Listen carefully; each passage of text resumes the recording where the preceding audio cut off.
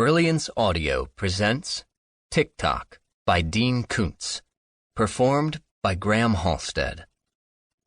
The gun that Tommy took from the nightstand drawer was a Heckler & Koch P7 M13.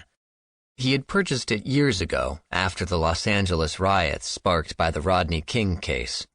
In those days, his merciless imagination had plagued him with vivid nightmares of the violent collapse of civilization.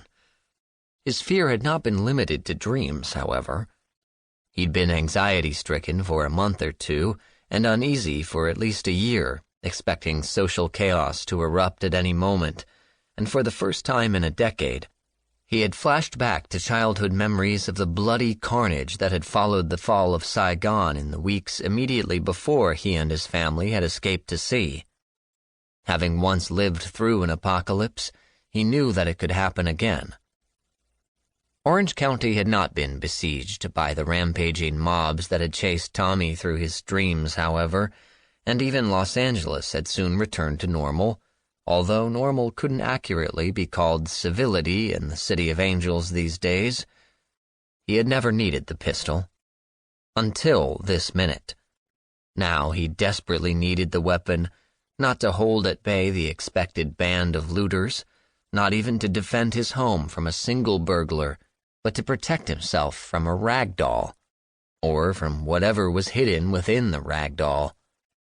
As he hurried out of the bedroom and into the second-floor hallway again, Tommy Phan wondered if he might be losing his mind. Then he wondered why he was wondering. Of course he was losing his mind. He was already past the edge of rationality, plunging off the cliff, on the bobsled of insanity and rocketing down a luge chute that would take him into the cold, dark depths of total lunacy. Ragdolls couldn't become animate. 10-inch-tall humanoid creatures with radiant green snake eyes didn't exist. A blood vessel had popped in his brain, or maybe a cancerous tumor had grown to that critical stage at which it exerted disabling pressure on the brain cells around it. He was hallucinating. That was the only credible explanation. The door to his office was closed as he had left it. The house was as silent as a monastery full of sleeping monks, without even the murmur of whispered prayers. No wind in the eaves, no tick of clock or creak of floorboards. Trembling, sweating, Tommy sidled along the carpeted hall, approaching the office door with extreme caution. The pistol shook in his hand. Fully loaded, it weighed only about 2 3/4 pounds, but under the circumstances it felt enormously heavy. It was a squeeze-cocker, as safe as any double-action piece on the market, but he pointed the muzzle only at the ceiling and kept his finger lightly on the trigger. Chambered for a .40 Smith & Wesson cartridge, the gun could do serious damage. He reached the closed door, halted, and hesitated.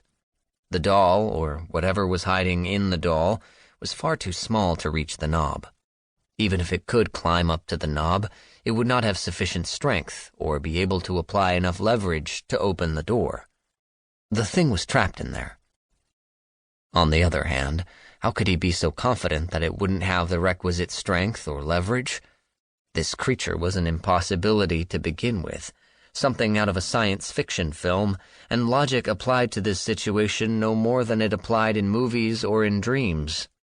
Tommy stared at the knob, half expecting to see it turn. The polished brass gleamed with a reflection of the hall light overhead. If he peered closely enough, he could discern a weirdly distorted reflection of his own sweat-damp face in the shiny metal. He looked scarier than the thing inside the rag doll.